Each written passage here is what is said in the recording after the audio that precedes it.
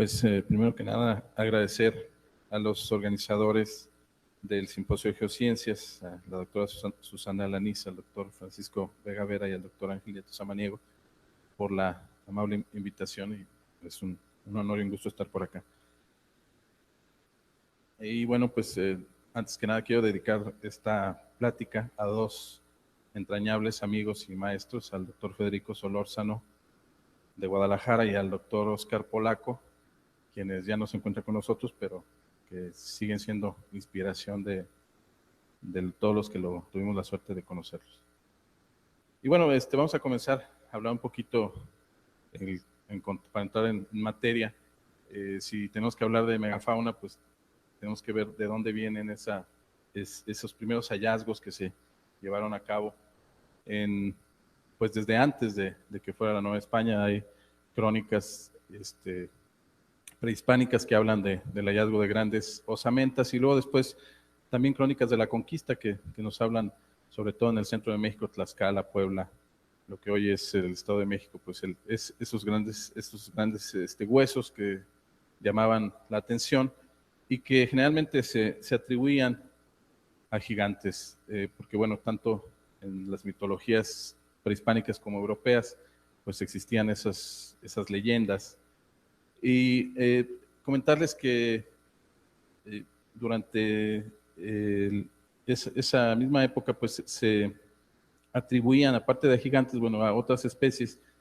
Estos hallazgos se encontraron no solamente en México, sino en otras partes del mundo.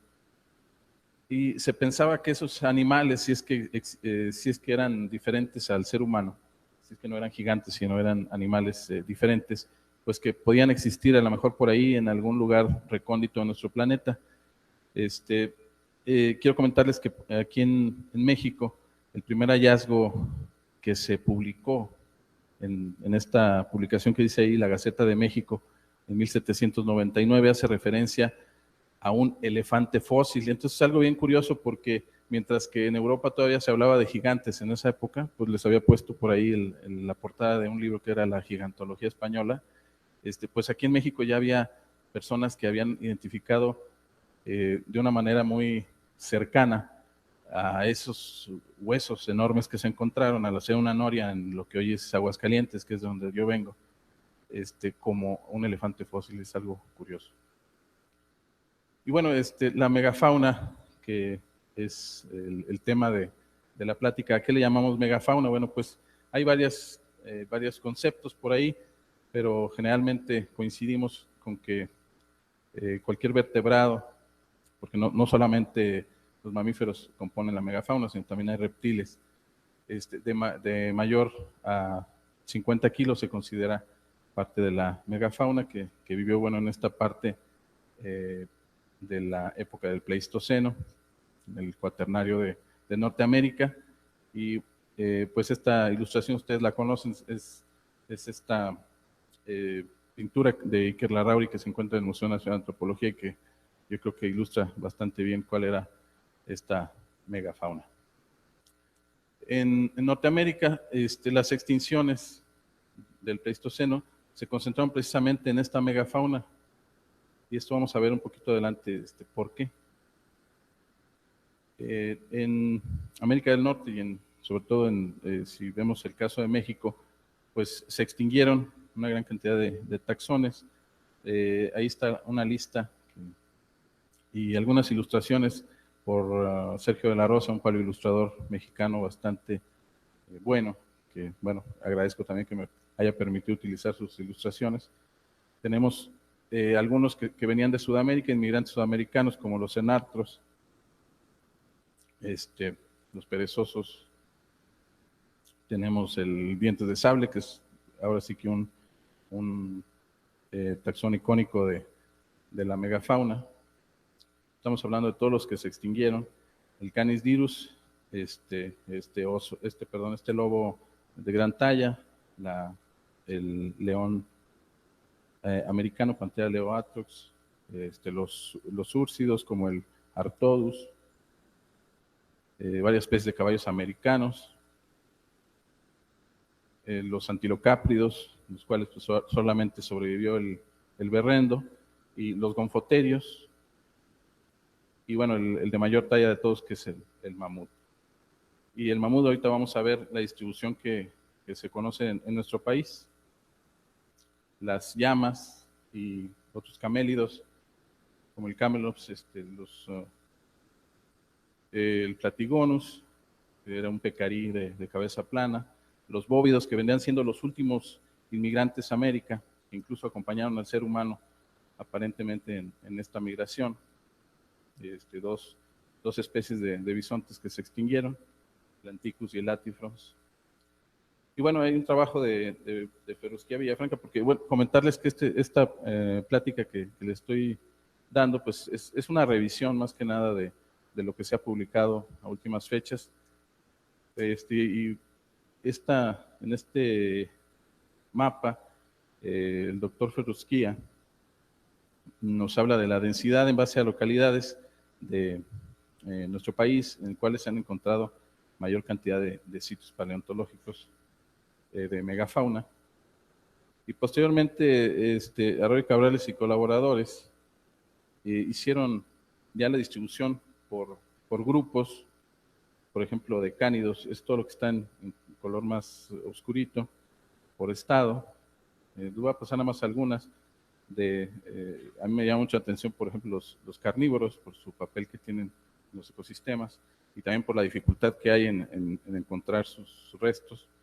Los osos, los félidos, los mastodontes y los gonfoterios, que se traslapaban. Curiosamente hemos encontrado restos del mastodonte y del gonfoterio, generalmente en las localidades. Y del mamut, vean ustedes el mamut, cómo está presente en casi todos los estados de la República Mexicana. Entonces, podemos, como decía precisamente Óscar Polaco, comentaba que nada más le rascamos poquito al suelo y sale un mamut.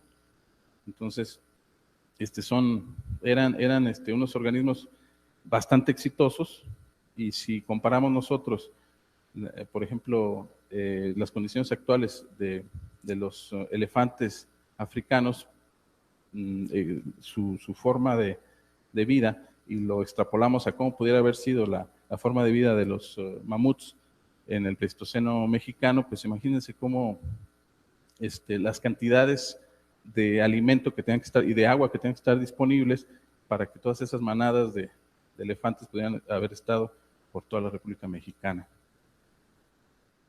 Hay algunas tablas donde se habla del número de especies por orden en el cuaternario, pero la que más me interesa que veamos es esta tabla. En esta tabla habla de los sitios del Pleistoceno donde se han llevado a cabo fechamientos a sitios de megafauna. Curiosamente, se han utilizado diferentes métodos, ¿no? Y esto tiene que ver con que las investigaciones se han hecho en diferentes momentos. Entonces, por ejemplo, tenemos algunos que se disparan hasta, por ejemplo, la Cueva de San Josecito, 28,000 a 44,520 años, y tenemos por ahí otros sitios con 33,000 años.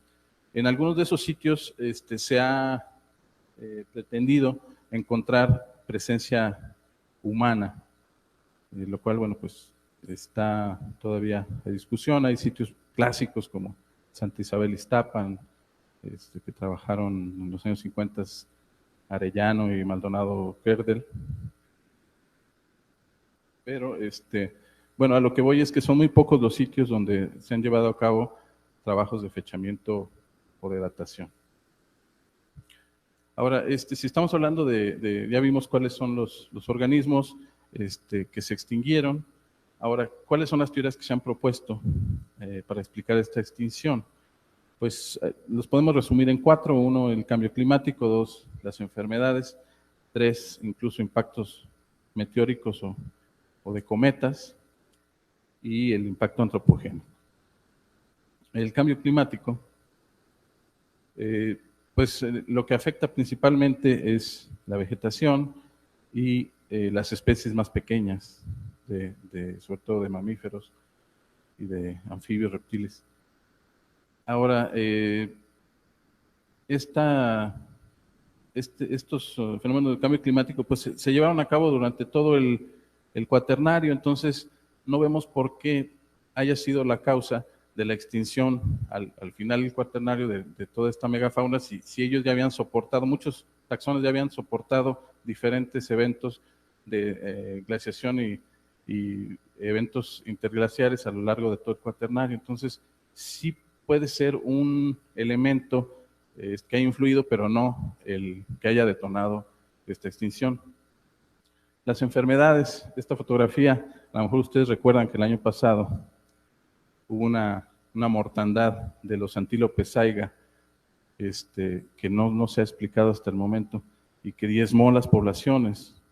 Entonces, algo similar se ha propuesto, precisamente pues como fue una época, el cuaternario, de migraciones en las cuales hubo taxones que venían de Eurasia y entraron a América, etcétera, que cada uno de ellos pues es un vector de diferentes enfermedades, desde parásitos, virus, bacterias, etcétera, y que pudieran haber causado pues este tipo de mortandades.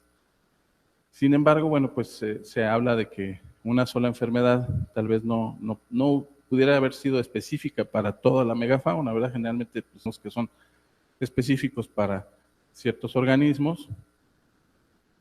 Y aparte, bueno, pues hubo otro evento anterior en el cual ese intercambio o esa migración de organismos fue todavía más intenso y más importante, que fue durante el gran intercambio biótico-americano, y pues no causó extinciones, pero en base a, por ejemplo, los depredadores que invadieron otras regiones, sobre todo norte hacia Sudamérica. Pero no se ve un impacto en cuanto a extinción en base a enfermedades. Ahora, el impacto de un cometa o de un meteorito, pues es una hipótesis que presentó Firestone y sus colaboradores en 2007. Proponen este impacto de un cometa alrededor de hace 12.9 mil años. Aquí ellos lo asocian a la desaparición de la cultura Clovis, que es un grupo humano, el cual sobre todo los investigadores norteamericanos le tienen mucha fe todavía a que ellos fueron ese grupo de cazadores. Ahorita lo vamos a hablar un poquito más a detalle. Y el evento conocido como Dryas reciente o Younger Dryas, y supuestamente porque encontraron material de origen extraterrestre, microdiamantes, iridio, tectitas, etcétera. Esto a últimas fechas se ha desmentido, y bueno, hay investigadores que comentan que incluso se puede deber a contaminación en el mismo laboratorio donde se llevaron a cabo los análisis, pero bueno, yo se los paso al costo, no es una investigación que yo haya realizado, les comento lo que yo he leído en la bibliografía.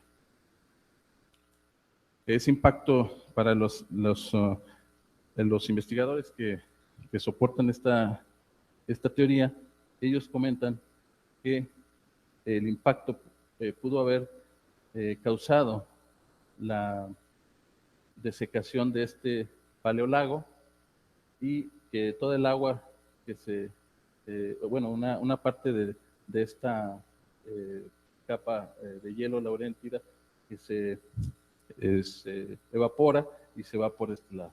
Entonces, que ocasiona ese cambio climático.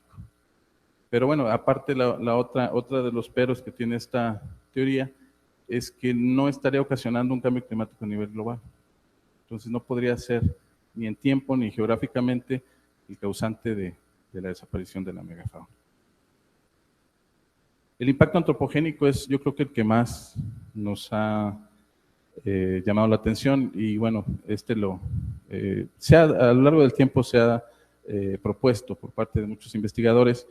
El que continúa trabajando en ello desde los años 60 es Paul Martin, que él habla que en este mapa nos dice que a la entrada de los grupos de cazadores-recolectores o paleoindios de Beringia hacia Norteamérica, más o menos él lo fecha hace 11.500 años, y que en cosa de 10.000 años ya habían llegado hasta la punta del cono sur de Sudamérica y habían estado ahora sí que realizando esa sobrematanza o overkill, como le llama Martin. Y esta hipótesis nos dice que se encontraron especies pues, que no estaban acostumbradas a ver al ser humano, no sabían ahora sí de lo que éramos capaces, y entonces pues se ponían de manera para que el hombre los pudiera cazar. Se han encontrado, pues ustedes saben, en las puntas Clovis y otros artefactos de piedra que Martin y otros, sobre todo arqueólogos, son los que han estado trabajando en estas teorías y los que comentan que sí, el hombre tuvo la capacidad de realizar esta sobrematanza. Hay otros investigadores que no están de acuerdo porque dicen que primero que nada no existen grupos humanos actualmente donde existe todavía grandes mamíferos que estén especializados a la caza solamente de estos grandes mamíferos. O sea, como que sería muy imprudente de parte de los componentes de estas bandas o de estos grupos humanos el ponerse con Sansón a las patadas. O sea, imaginen, ustedes saben, se han reportado, por ejemplo, en la India o en África, qué es lo que sucede cuando los elefantes se enojan o tienen alguna agresión, pues destruyen aldeas completas. Entonces, imagínense, en aquel entonces, cuando eran pocos seres humanos, pues casi que estaríamos haciendo una ruleta rusa el estar tratando de cazar a estos grandes mamíferos, sobre todo cuando había otros organismos más pequeños y más fáciles de cazar y en los cuales se podrían obtener la misma calidad proteica que pudiera haber dado un mamut. Por ahí los investigadores, arqueólogos, José Luis Lorenzo y Lorena Mirambel, en un trabajo, mencionaban que tal vez toda esta historia de los famosos cazadores de mamuts, pues se debía a que en algún momento en su migración se encontraron estos grupos de paleoindios con algún mamut que ya había sido dejado por atrás por la manada porque estaba enfermo, porque había caído en alguna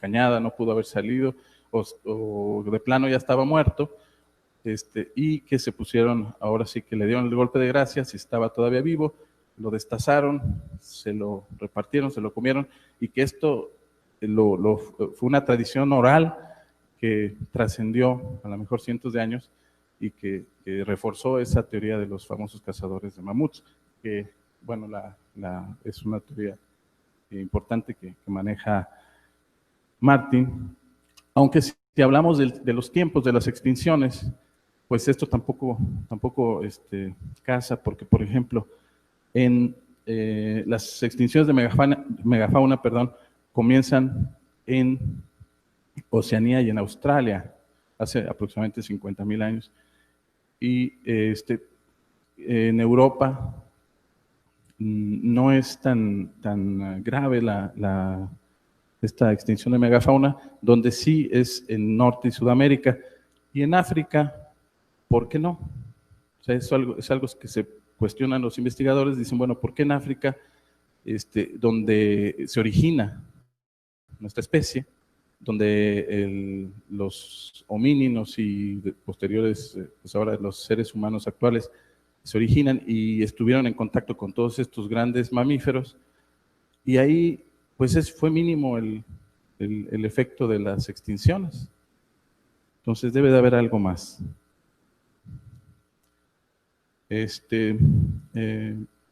Por ahí Martin nos dice que estos impactos tienen que cumplir con ciertas características, las cuales son, bueno, fueron repentinas, como les digo, él habla de 1000 años para toda la extinción de megafauna, que siguieron a la propagación de los humanos, o sea que el hombre iba causando esas extinciones, y que solamente los mamíferos más grandes fueron los que fueron objeto de estas matanzas, lo que pues él toma como que los cazadores estaban especializados en esos grandes mamíferos.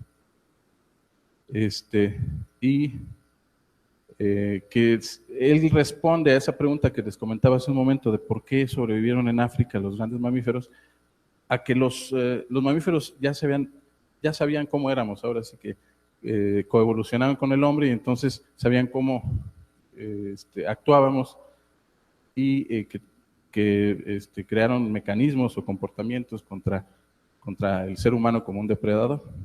No dice Martin cuáles son esos mecanismos, pero él es el que lo menciona esto. Y dice Martin también que estas extinciones no podemos nosotros culpar a la migración de nuevas especies o a la presión ecológica por parte de especies que hubieran llegado de otro lado. Ahora, según Martin, pues los sitios que se han encontrado y que ellos interpretan como sitios de desplazamiento, muerte y desplazamiento de megafauna, con eso le dan sustento a su teoría, pero el problema es que son muy pocos esos sitios. Algunos de ellos, pues no podemos estar seguros al 100% que el hombre realmente haya destazado esos organismos. Él lo que dice es que son tan pocos sitios los que se han encontrado, pues porque tafonómicamente es difícil que se conserve.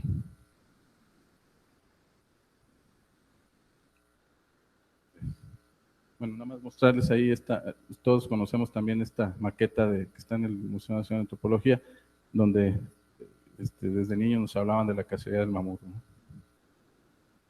Y bueno, los sitios clásicos donde hay acumulación de restos, sobre todo de mamut, y que se han interpretado como estos sitios de matanza y descuartizamiento de megafauna, con estas herramientas. Y bueno, comentarles ya para terminar que hubo algunas especies de megafauna, no aquí en México, lógicamente, pero bueno, en otros sitios, que persistieron hasta tiempos históricos.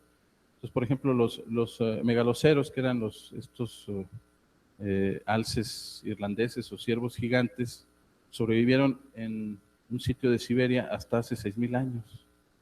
Y el caso de los mamuts, que a lo mejor muchos de ustedes han escuchado, mamuts que sobrevivieron en una isla en Siberia también, hasta hace 4.000 años, o los perezosos terrestres que en algunas islas del Caribe también subsistieron hasta 4.000 años. Y la supervivencia de estos organismos se debió a que precisamente estuvieron aislados del ser humano hasta esas fechas, que es cuando ya comenzó el ser humano a invadir esos ecosistemas y a utilizar, ahora sí que un arma todavía peor que las lanzas y las flechas, que fue la agricultura, que causó pues ahora sí que deforestaciones y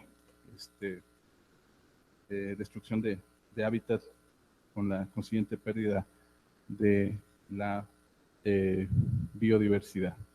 Entonces, bueno, pues en esta caricatura, nada más ya para terminar, les comento que, pues, ¿cuáles serían las causas, no? Es lo que se preguntan los mismos mamuts. Si fueron causas antropogénicas, cambio climático o ambos, ¿no? Entonces, yo creo que no podemos pensar en una sola causa, sino en un conjunto de variables que son los que llevaron a la extinción a todos estos organismos. Y bueno, pues agradecerles mucho su atención, comentarles que estamos trabajando con colaboradores de Bolivia. Vamos a comenzar una investigación en un sitio del Cuaternario Final, en una localidad que se llama Tarija, para ver precisamente si encontramos algo diferente a lo que tenemos acá en Norteamérica. Muchísimas gracias.